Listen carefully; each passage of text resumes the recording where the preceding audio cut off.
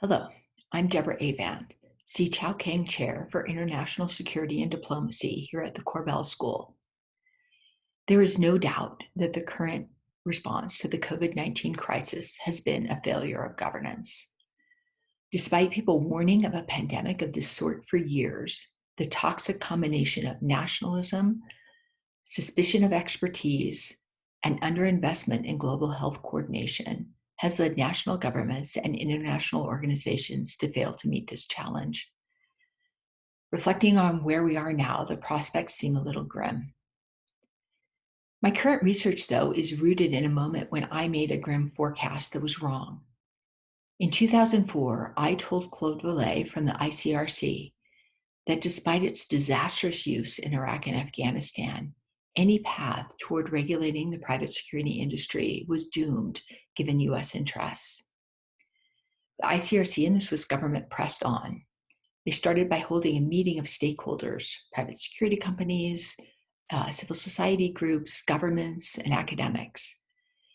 No one expected much from this meeting, but it generated engagement and eventually a new set of ideas about how to regulate this industry.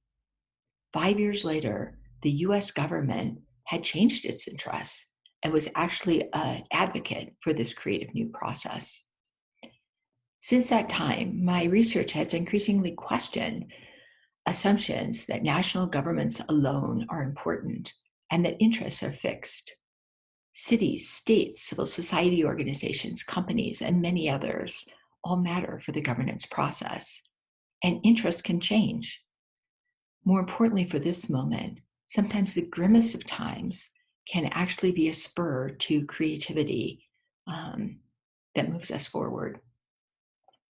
We've already seen some of this in the COVID-19 crisis.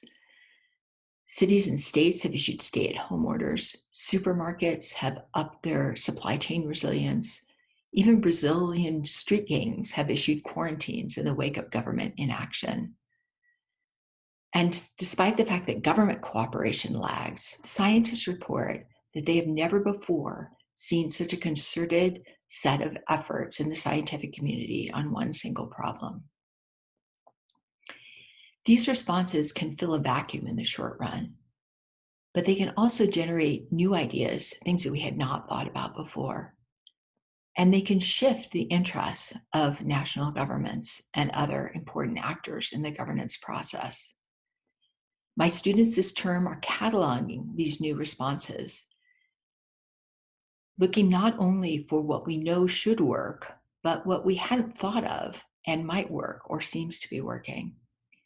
It is really in these creative responses that I find the greatest hope for moving beyond this crisis.